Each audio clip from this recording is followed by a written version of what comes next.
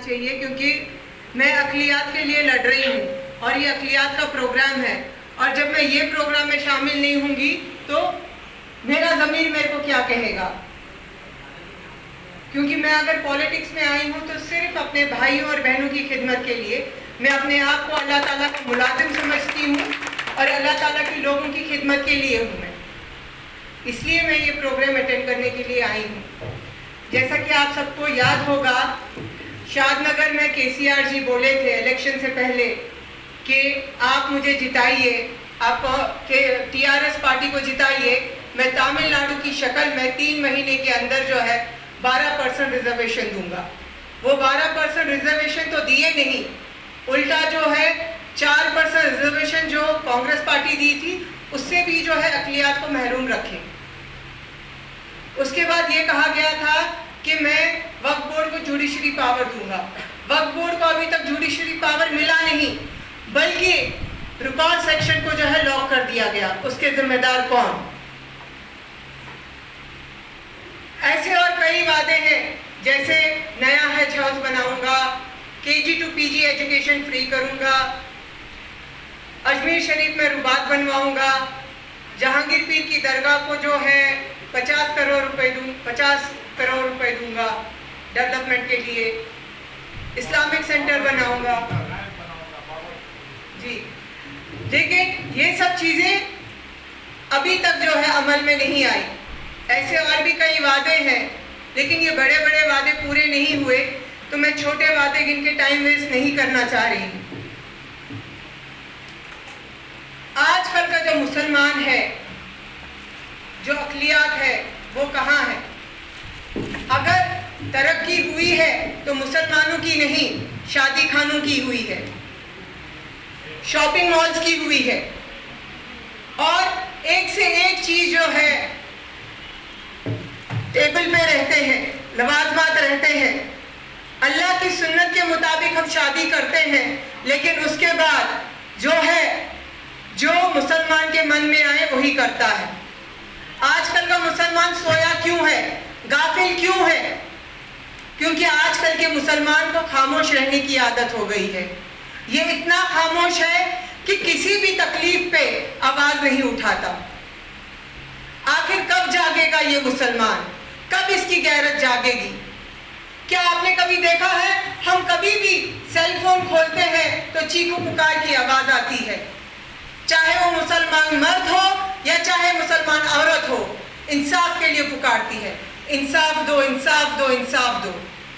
क्या इस मुसलमान को अल्लाह ताला ने हक और बातिल का इंसाफ करने के लिए नहीं बनाया था?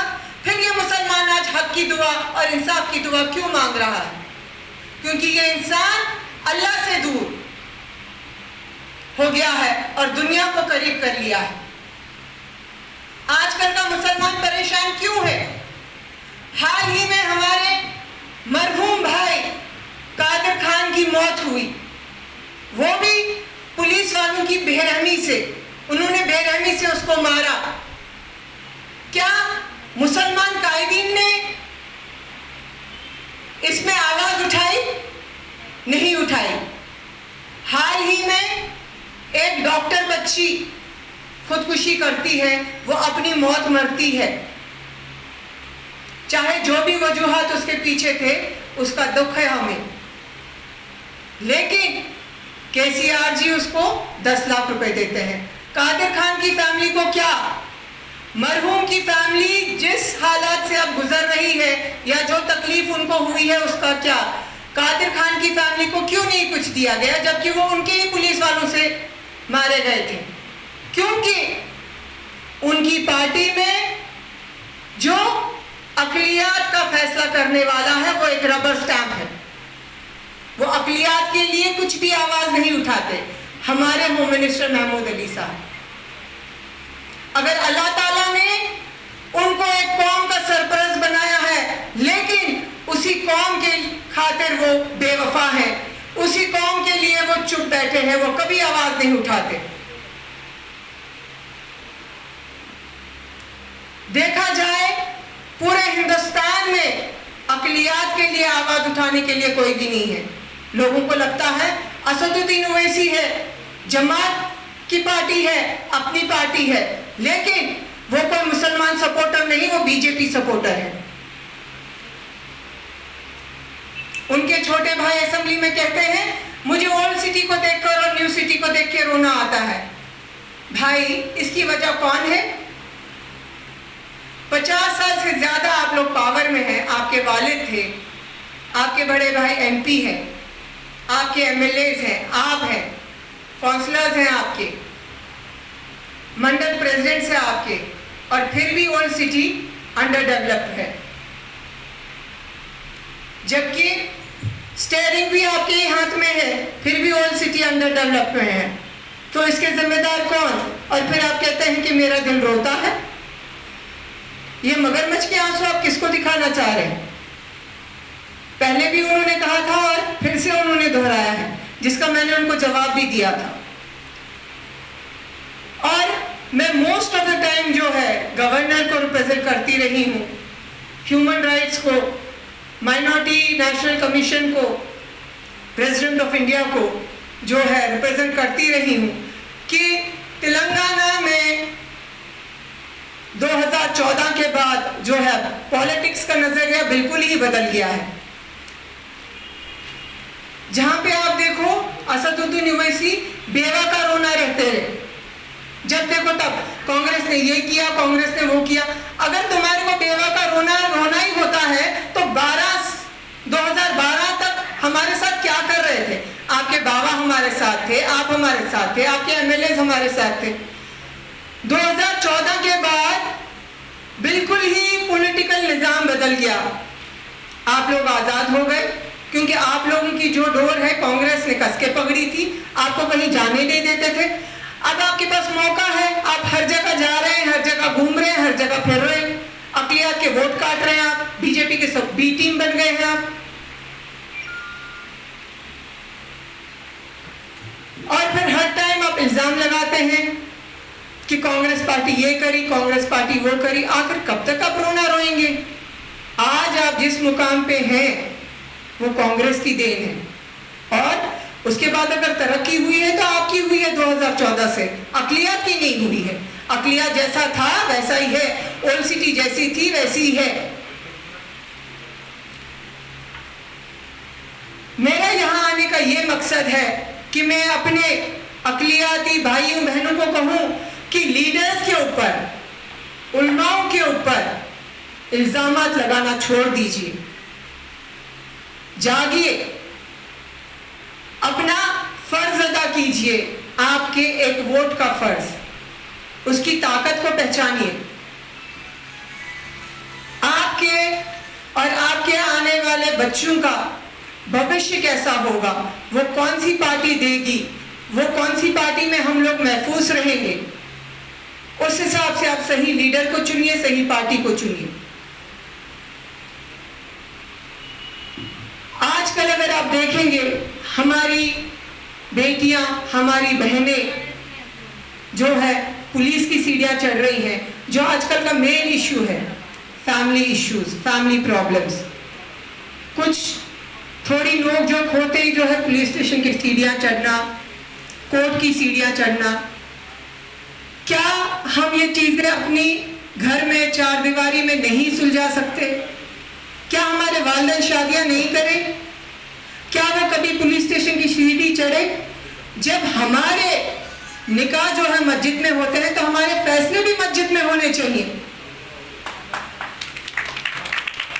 और इस्लामिक तौर से हमारे फैसले होने चाहिए। आजकल आप देख सकते हैं किस तरह हमारी बहन बेटियां जो है मीडिया में आके इस तरह बयानबाजी कर रही हैं, और आजकल मुसलमानों में भी लिविंग रिलेशनशिप कॉमन हो गई है, और हमारी बहन बेटियां फख्र से कह रही हैं कि मैं उसके साथ रहती थी, 5 साल उसके साथ रही, उसने मुझे धोखा दिया, उसने मेरे से शादी नहीं की। जबकि सबसे बेहुदा और सबसे बड़ा गुनाह है ये इस्लाम के अंदर, लेकिन फिर भी हमारी बहन बेटियों को शर्म नहीं आती ये सब कहने में। क्यों? क्योंकि उलमाए दीन खामोश बैठे हैं, उलमाए दीन ने अपने दरवाजे हमारी बहन बेटियों के लिए बंद कर बैठे हैं। कई ऐसी मेरी बहन बेटियां हैं जो 10-10, 15-15, 12-12 साल से लटकी हुई हैं। शोहरों ने उनको अपनी ज़ौजियत से खारिज नहीं किया, अपने निकाह से खारिज नहीं किया, उन्होंने दूसरी शादी कर ली, उनके बच्चे हो गए, उन्होंने अपनी ज़िंदगी का मज़ा ले लिया, लेकिन मेरी बहनें अभी तक लटकी हुई हैं। इसके जिम्मेदार कौन? क्यों हमारे उलमाओं ने बहन बेटियों के लिए दरवाजे बंद किए हैं? आखिर जो भी फैसला है, हक का फैसला आप सुना दीजिए, बाकी उनकी फिर मर्जी है वो किस रास्ते पे जाए। लेकिन इस तरह किसी को लटकाना जायज नहीं है। कुरान में सूरह बकरा में, सूरह निसा में, सूरह तलाक में अल्लाह ताला फरमाते हैं हर दो शय को जीने का हक है। अपनी झूठी अना के लिए बीवी को लटका के रखना, शरीके के हया को लटका के रखना बहुत ही बड़ा गुनाह है। जहां पे हम लोग कहते हैं कि हमारे सरपरस्त ओल्ड सिटी के लोग कहते हैं हमारे सरपरस्त हबीब मिल्लत, नकीब मिल्लत है, ऊपर अल्लाह है तो नीचे मिल्लत है। लेकिन मैं उसी अवाम से पूछना चाहूंगी, जब वह अवाम तकलीफ में रहती है, जब वह अवाम जो है जिल्लत उठाती है इन मिल्लतों की वजह से, तब यह मिल्लत कहाँ रहती है? इसलिए आप सबसे अदबन गुजारिश है कि जाग जाइए, अपने हक के लिए आवाज उठाइए। देखिए कि कौन सी पार्टी है जो अपने वादों पे पूरा रहती है, क्योंकि अब 8 साल हो गए, 8 साल में अभी तक केसीआर का एक भी वादा पूरा नहीं हुआ है और कुछ ही महीनों में इलेक्शन है। क्योंकि कई लोग जो हैं पैसे लेकर वोट डालते हैं और वो अपना वोट का हक जो है खत्म कर देते हैं, अपने पूछने का, अपने हक का हक खत्म कर देते हैं। अगर आप बिना पैसे के वोट डालेंगे तो आप हक रखते हैं उसका गिरेबान पकड़ने को। आर्टिकल 19 हिंदुस्तान के आईन के मुताबिक हम किसी भी कॉर्पोरेटर का, किसी भी काउंसलर का, किसी का एमएलए का गिरेबान पकड़ सकते हैं, क्योंकि वो हमारी वजह से पावर में आया है। अगर वो हमारा काम नहीं कर रहा, हम उसके ऊपर एफआईआर बुक कर सकते हैं। लेकिन जब हम यही वोट पैसा लेकर डालेंगे तो हम वो हक खो देते हैं। इसलिए अपने एक वोट की ताकत को पहचानिए।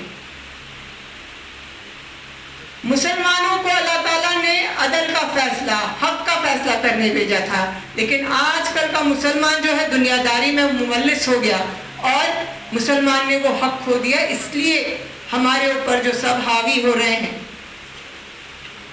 जाग जाइए, अपने हक को, अपनी ताकत को पहचानिए। ये जो लीडर्स हमारे बीच में इख्तिलाफात पैदा कर रहे हैं, कमीशन के हिसाब से आजकल का मुसलमान जो है वो बिछड़ों से भी बिछड़ा है। यहाँ हमारे माइनॉरिटी दलित बंधुओं को जो है पर घर को जो है 10 लाख रुपए दिया जा रहा है, और दूसरी तरफ कमीशन की रिपोर्ट कह रही है कि मुसलमान जो है बिछड़ों से भी बिछड़ा है।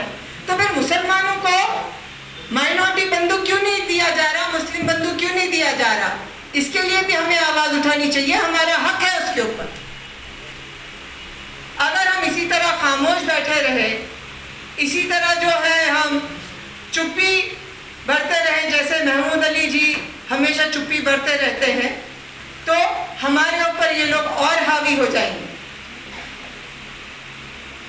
इसलिए जो है अपने हक के लिए लड़िए और चुप्पी को छोड़िए। शुक्रिया।